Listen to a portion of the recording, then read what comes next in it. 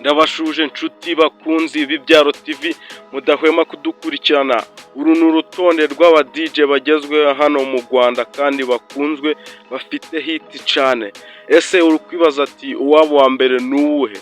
Ibyo nibyo ngiye kubagezaho nk'uko byateguwe neza. Ku mwanya wa kane turahasanga uwo bita DJ Felix.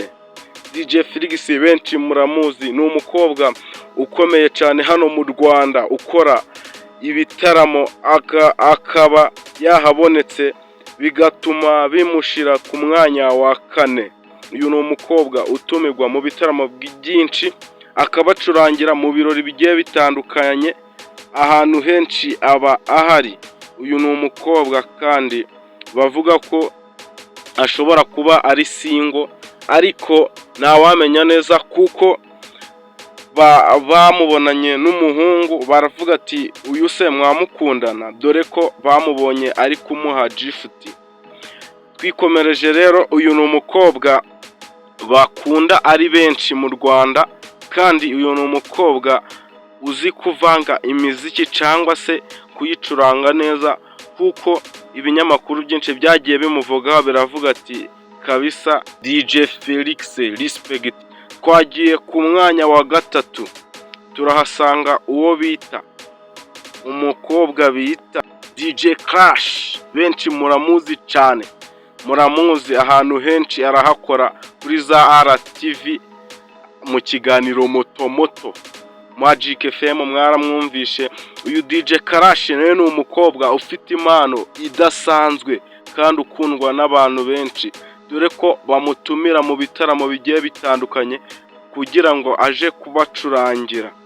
Dore ko igihe The Ben yari yateguye igitaramo cashije muri gura mwaka wa 2024, uyu mukobwa DJ Crash yararimo yaracuranze cyane kuri Radio Rwanda, aragenda agacuranga bakamukunda kandi akaryosha ibintu. Uyu mukobwa yaje gucurangira Yamano yaramushimiye avuga ati DJ Crash warakoze kuko iminota nubwo wari bamaye mikeya ariko wagerageje kuba wayikoresha neza. DJ Crash ni umukobwa utumirwa mu bitaramo bigiye bitandukanye, muramuzi cyane akorana na DJ Brian. Benshi muramuzi kuko DJ Crash ni umukobwa wazamuye intera ku rwego rushimishije kamuzamura, akaba ari nayo mpamvu uyu mukobwa bamushize ku mwanya wa gatatu. Twagiye ku mwanya wa kabiri, urukwiye turahasanga ni umukobwa cyangwa se inkumi yitwa DJ Brian. DJ Brian muramuzi, ni icamamare, ni rutwitsi kabisa, muramuzi cyane. DJ Brian ndatekereza neza ko nta muntu ushobora kuba utamuzi.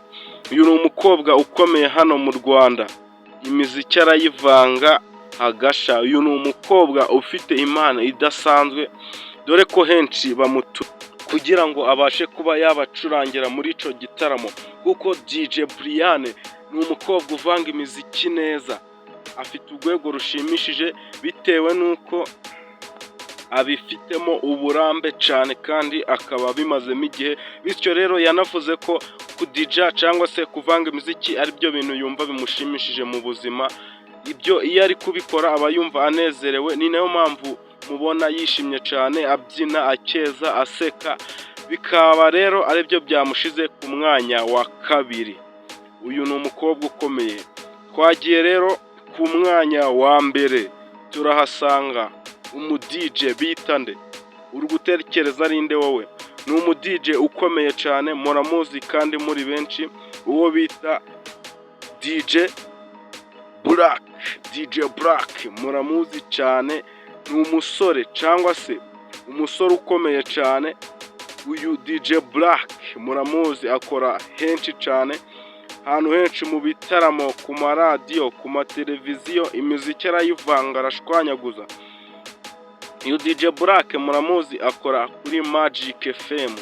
Magic FM muramuzi cyane, ndabizi nta muntu cyangwa se nta munyarwanda waba utamuzi kuko DJ Black ni umusore ukomeye mu bintu by'imiziki, umusore ukora kuri Radio Rwanda, ni umusore ugenda wivugira yuko ibi bintu by'ubu DJ abimazemo igihe nubwo atari kinini cyane, ariko igihe yaje kuja muri ibyo bintu by'ubu DJ yakoresheje ibishoboka byose n'imbaraga zose azamura impano ye, bityo bigatuma baza bamukurikira ari benshi. Abahanzi bagiye batandukanye bakamutumira ko yaje kubacurangira mu bitaramo byabo, kuko imiziki arayivanga abakiriya bakaboneka, bityo n'umufana ugasanga yagaragaye cyane. Uyu DJ Black ni nayo mpamvu yaje ku mwanya wa mbere. DJ Black abifitemo uburambe, muramuzi cyane, abimazemo igihe, bityo yanivugiye ko ashobora kuba yakitabira ibitaramo byinshi bigiye bitandukanye, dore nako abahanzi benshi bagiye bamwifuza ko bakorana. Mwibutse ko ugomba gukora subscribe, share and comment kugira ngo ibindi biganiro tuzoza tukugezaho bize bigushimisha. Mwari kumwe na Benjamin.